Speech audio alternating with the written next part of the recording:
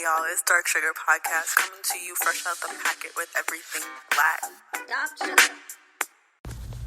Hey y'all, welcome to Dark Sugar Podcast. It is your host, Kiana, and today we're diving all the way in to this acting white while black racial imposter syndrome. What the fuck?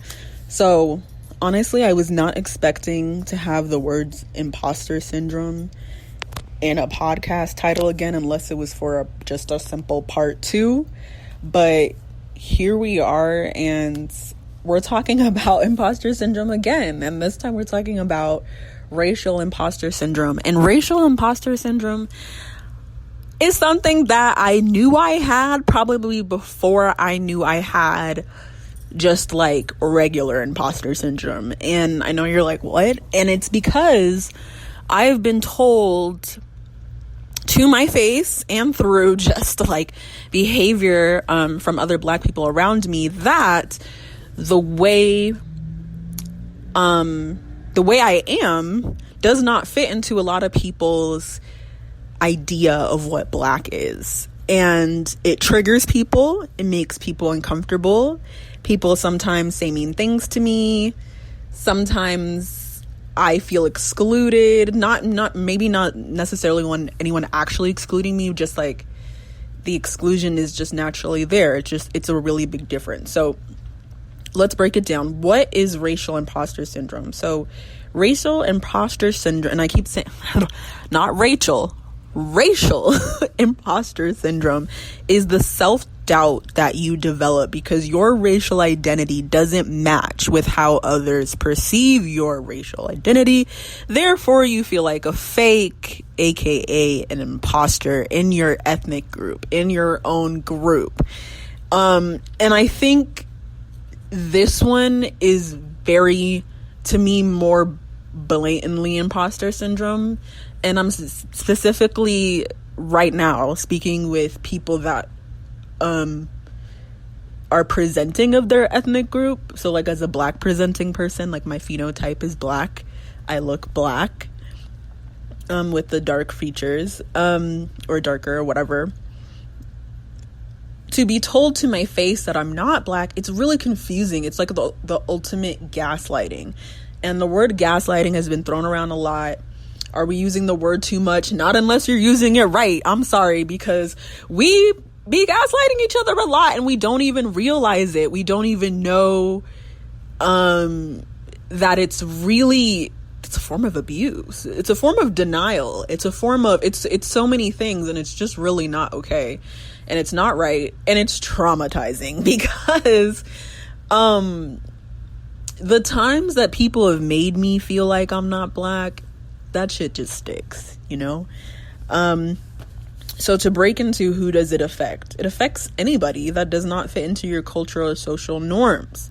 So this could be appearance. So maybe you're racially ambiguous and you identify as Asian, but unfortunately, maybe people only perceive you as white. Or maybe you're a racially ambiguous person who identifies as black and you're not people's perception of a black person. And it also extends to language. I've experienced this in Arizona with a lot of my friends that are Mexican, an extension Hispanic, but a lot of first generation, second generation, third generation. First generation, yeah, but now we're really into third and fourth generation Mexican Americans that don't speak Spanish. There's a growing number of them, and it's really, really fascinating. I've been reading a ton of articles that I need to link and make posts of, but it's something that's super fascinating, and they've been doing studies on the assimilation to English. Unfortunately, we have, full-blown Mexican Americans being told, they're not Mexican enough, or feeling like they're not Mexican enough, just because maybe they don't speak Spanish or speak it fluently or whatever. So as far as racial identity, it's like part of it is like, can anyone, like, I don't want to Rachel Dolezal like everybody, but it's kind of like, who can say what you are? Don't you say what you are? Like, you know, and I'm very fascinated with racial admixture, specifically like black and white people mixing, what that does in social structures, what that does even in the phenotype and what people end up looking like. I think the shit is cool, all of it. And so Henry Louis Gates Jr. is a really cool genealogist that I follow. He's done amazing documentaries. He has the series Finding Your Roots, where they do the ancestry and like very detailed genealogy of celebrities. But sorry, I just like went off on a tangent. But he opens up and talks about that all the time, because we have I think her name is Bliss Agard. I'm not saying her last name right. It's Creole. And she is a white presenting woman. She looks white. When I really stare at her, I can actually see her features, to be honest. But she's a white presenting woman. And her dad was a Louisiana Creole man who was 30% black, did not look it, and passed for white, and did not tell his children that he had black ancestry. Both of his parents were Creoles, and some of his siblings who looked more black did not pass for white. So he was really like one of the only people in his family. He did not talk to his family. It was like this huge thing. And so they did her ancestry. She is, I think, she's like 19% black or something. And there was this part in the show where Henry Louis Gates asks her, so do you identify as black now? Like your whole life. I think she was in her mid-20s when, like, literally just before her father died, her mom told her, like, hey, your dad's black. And she was like, what the fuck? Like, how black? Like, what? And he asked her, like, so are you black now? Are you going to just say you're black now? Like, one drop rule, like, what are you going to do? And she said, well, no, like, I lived my whole life as a white woman. I look like a white woman. To just assume a black identity. She thought it would be almost not right. She identifies that she has black. She's like, I'm a white woman with some African ancestry, like significant African ancestry, but she didn't want to just start identifying as a black woman. So I think, sorry, that's my dog. Stop. No, we're not doing that right now. So I think it's a really important thing to discuss, because it's like, yes, you can self-identify your race, obviously. Like, I identify as black, like no one can take that from me. But also, you just can't wake up one day and bada bing, bada boom, like be a different ethnicity. So it's almost like, at what point do you just give in to the people around you and say, okay, you know what? Maybe I'm not black. All right, fine. You know, enough people have told me I'm black. I'm not black. And, yeah, I think I kind of went through that, to be really honest. I think I went through one period where I said, you know what?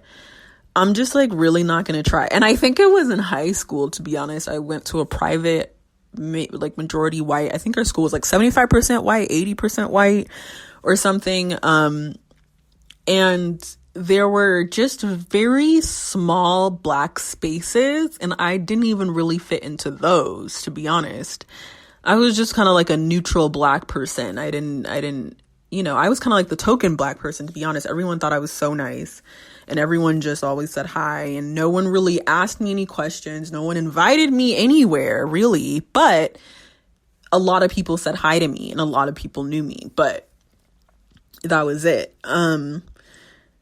So, I obviously, with how I speak, like, we're just gonna lay it out. Obviously, with how I speak, I already did a video about this. I've spoken about this. Yes, I have a Valley accent, mid-Atlantic accent, standard American accent. It's white. I get it. And even, to be honest, and I've talked to my mom about this, even growing up, my mom's about to turn 68 this year, and she's super old school. She's also very educated. She's classically trained vocally and on the piano.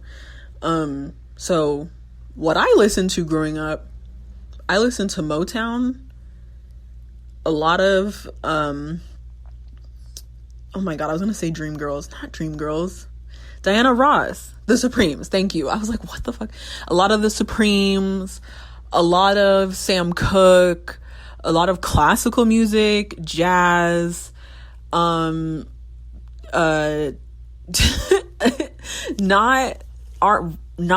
R&B, not, I don't know, I just skipped over that music, not even soul, not even I can't even name anybody because I don't know them. That's how bad it is. When people play our 90s R&B, that classic, every black person knows this song, I don't even know who's singing it half the time. I might know I'll know the song, but I will not know who's singing it.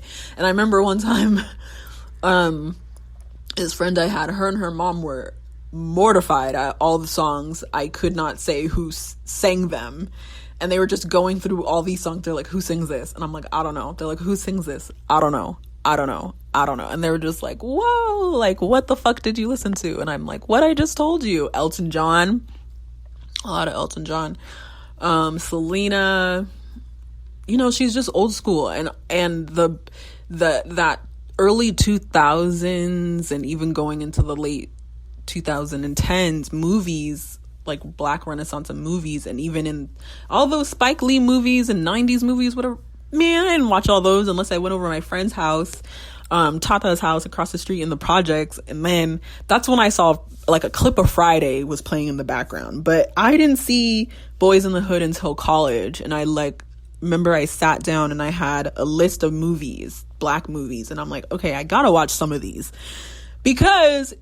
And see, that's the thing. It's not my fault. People are making fun of me for something that's not my fault. And I'm not saying I'm not saying my mom's wrong or anything. It's just literally I grew up different. I grew up listening to other black people, maybe not the mainstream black people, but other black people. And that's not bad. Is it? So it would just be really, upsetting to have people do that and point it out, because then I would think that something was wrong with me, and then I would think that something was wrong with me, and I think that something's wrong with my upbringing or whatever. Yeah, I just felt like something was wrong with me. I didn't fit in. It's just rude anyway. Sorry. Just bullying. That's what it really is. And then just who is the gatekeeper of blackness anyway? Sometimes when people do that, I'm like, who assigned you? It's just you can't take, oh my God. Honestly, if you're gonna really take my black card, we would need to have a trial, and people would need to speak, and multiple people would have to speak, and then my ancestry would need to come up. That would have to be a factor. I'm 87% black, so it would just stop there. It does not take one person to just be you're not black. Oh, you're right. I'm just not black anymore just because you said so. I'm just wow, you think you have that much power to just take my racial identity and it's just weird. I think it's weird. It's a Matrix moment for me, honestly, when people insinuate or try to throw shade that I'm not black or something. I think 5 different layers are in that statement, and it just really is frustrating for me because there's just, I said, even this conversation, this could be a whole college class course because there's just so much going on, and the mental aspect of it is that it really affects you. It caused me a lot of anxiety around black people and in black spaces. self-esteem, because I couldn't even fall back on being black sometimes when I felt like I didn't have anything.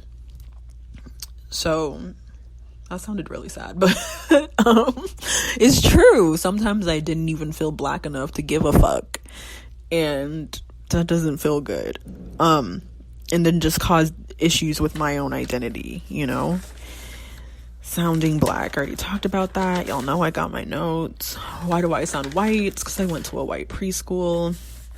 Next, okay, I already talked about this. This is just so annoying. Okay, so there's this clip on, well, it doesn't matter who it's, okay, well, I'm talking about, I think her name is Emily Blunt, and she's an actress, she's British, and she's married to an American actor, I don't remember his name, and she was on some talk show, and the talk show host was like, oh, so your kid has an American accent, and you're upset, da-da-da, and she's like, yes, I'm so upset, because, I'm sorry, I can't do a British accent, but she's like, I'm so upset, like, my kid doesn't have an American accent, like, why not, da-da-da-da-da, and I'm just like, why would your kid have a British accent when they were born here and went to school here? You think in my head, and this is because I've also studied linguistics, I'm like, the child just listening to you is not enough for the kid to have a British accent. Like, maybe if the kid was like isolated in a little British community here where people already have British accents, maybe he would have a little British accent, but it's like, you get your accent from the people around you who you spend most of your time with, and for a majority of people, that's at school. So it's like, whatever the people at school and your peers at school sound like, that's probably what you're gonna sound like.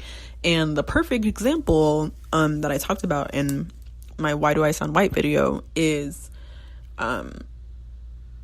my cousins, my uncle's kids, he's black, my uncle's black, his wife is French. The kids, because my uncle's in the military, they were born overseas somewhere, I forget, in Asia somewhere, and Southeast Asia, and they moved from there to London. Now, they went to school in London from the time they were like 1 to I think 5-ish years old, or like 2 to 5 or 2 to 6 or something. So a little after that, they moved to the States, and a little after they moved to the States, my mom and I went to go visit them. These little kids had little British accents, and it was really cute and funny. And that is because they went to British school. Now, you have my mom and my uncle and my other aunt and my grandma who were there with Southern accents, his wife who has a French accent, me, the way I sound, and then their kids with their British accent. So it was a lot going on, but their kids have been here for another decade since then. And I've seen them since then, and they don't have British accents anymore because they started going to school here. So they lost it. And I think that's the perfect example of how they work, and how unless you're really consciously trying to speak differently, or unless you stay in a place for a really, really, really long time. Like, my Spanish teacher lived in Argentina in college for years, and she has like a little like I can't do it, but she has like just a little Latin flair to her voice, and it's because she's lived in that country and spoken Spanish there for so long. So it just really depends. But for someone to make fun of something that you can't control of, and is because of your social environment, that's the ultimate thing that you can't go back in time and go to a school where they had more of like a black accent, or more of a signifier that I'm black. So that's just something that's not anybody's fault. And I've been really trying to get to the nitty-gritty of, why do black people tell other black people that they are not black? Why do we do that? Why do specifically? And at first, in the 80s, there was the theory that Black people didn't value education, and that they saw education as white and as kind of snotty and uppity. So therefore, if someone got educated, they were like white people. But I think that theory is pretty outdated, because now we have so many Black Americans, especially Black women, who are very highly educated, and so it's proven that we do value education. So that's not true. But sometimes I feel like there are Black individuals, and I'm saying that theory is not the like end all be all theory, but of course there are Black Americans who I do think they don't value education. So maybe they would see it as white as well. There's another theory that not valuing education is being seen as being disloyal to Black people, or being seen as disloyal or betrayal to the culture. And they've seen this in family dynamics as well, across the board, not only with Black people, but specifically when somebody does something kind of like against the family, it's a threat to the family structure. So they're theorizing that maybe somebody doing something that isn't normally perceived as Black, quote unquote, is being perceived as a threat. Which I don't think I think there's something deeper to that, and maybe there's something triggering to that. I think there's just something more. And then I think just plain bullying is I'm uncomfortable with who I am, so I'm going to make you uncomfortable with who you are. And I feel like I've met people where when they've thrown the "you're not Black" thing at me, I'm like, okay, you just clearly have a problem with yourself. And you're just trying to point out something. You're just pointing out the most obvious thing about me. And that's when I really try to not to take it personal at all, but that's when I really don't. And I'm just like, okay, you're just like plain being a bully. And they are finding that they did this one study. I'm trying to remember where this was. Was it okay, I think it was on the East Coast somewhere, but they did a majority Black school, and then a school that was pretty evenly distributed race-wise for the most part. And they found that more students experienced bullying of some sort with not being Black enough or not being XYZ enough at the schools where there was a mix, versus at the all Black or majority Black schools, which I thought was interesting, because you're thinking, if you're at a whole, because that was my thinking, that's why I didn't go to an HBCU. I'm like, oh shit, if I'm in a whole institution of Black people, it's gonna be I'm gonna stick out like a sore thumb. Literally, that's what I'm thinking, and I'll be made fun of, and I won't fit in. But they're finding that in majority Black spaces, that's happening less. It's happening more where Black and white people and other people are mixed together, which I think is really interesting. But just as a whole, it's really something to reflect on. And we can, sit here, theorize it, but a lot of times it's people's lives.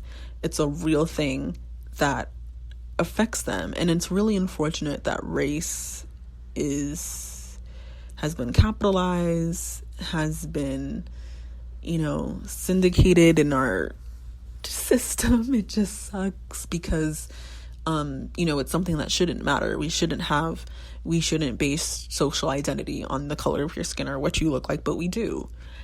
And I think, going back to empathy, the more empathetic that we are with each other and the more tolerant we are of each other and understanding, there will be, I feel, less bullying and less fake gatekeeping, because we have real aspects of our culture that are at stake. But we should be uplifting and expanding all forms of Black identity, not getting smaller and conforming smaller to what white people are expecting of us and stereotype us as. Because really, when Black people do that to each other, you're just perpetuating the stereotype that white people do. And unfortunately, white supremacy is, it's slithered through us, through our culture in certain ways, and this is definitely one of the ways, I feel. So stay safe, stay Black.